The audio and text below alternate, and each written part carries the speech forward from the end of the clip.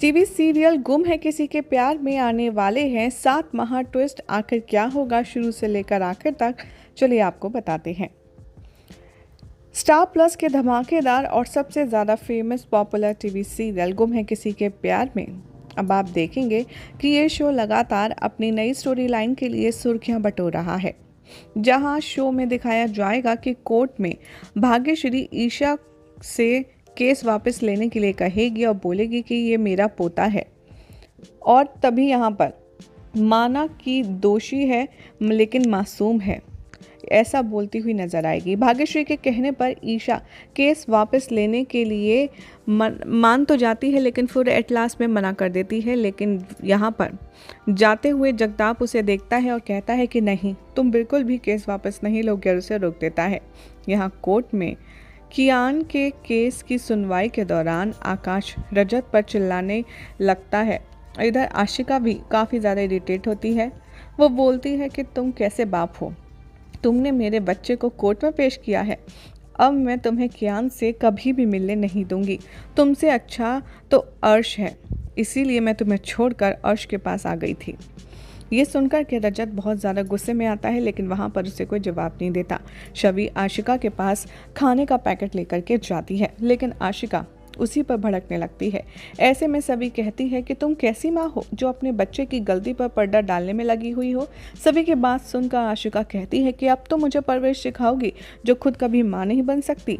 तभी सभी कहती है कि मैं माँ हूँ और मेरी बच्ची सही है। मैं दुनिया की सबसे अच्छी माँ नहीं हूँ, लेकिन मैं माँ की जिम्मेदारी अच्छे से जानती हूँ, इसलिए कभी अपने बच्चे की गलती को नहीं छुपाऊंगी, बल्कि उसे समझाऊंगी कि उसने गलती की है और उसे गलती का एहसास भी दिलाऊंगी। कोर्ट में कियान को लेकर फैसला सुनाया जाता है कि उसे 6 महीने के लिए सुधार गृह में भेजा जाएगा। उसे 6 महीने तक उसकी काउंसलिंग करवानी पड़ेगी और कोर्ट इस पर पूरी नज़र रखेगा। रिहैब की काउंसलिंग होने के बाद कस्टडी पर सुनवाई की जाएगी कि इसका बिहेवियर कैसा है। कोर्ट का फैसला आने के बाद कियान आशिका के पास बाहर जाता है। रजत उसे रोकने की कोशिश करता है, लेकिन वो कहता है कि मैं आपसे नफरत करता हूँ, मुझे आप यहाँ लेकर आए, मैं कभी भी आपको माफ़ नहीं करूँगा और ना ही मैं ये समझूंगा कि आप मेरे डैड हैं। आशिका कियान से कहती है कि ज़रूर सभी ने ही रजत को ऐसा करने के लिए भड़काया होगा। इधर last but not the least जो 7वां ट्विस्ट है उसमें दिखाया जाएगा कि रजत सभी से माफ़ी मांगेगा। वो बोलेगा कि मुझे ये नहीं करना चाहिए था, कि तुम्हारे खुद के बच्चे नहीं हैं, तुम नहीं समझोगी, मैंने तुम्हें गलत बोला था, कोर्ट में मेरी तारीफ हुई उसकी वजह भी तुम हो।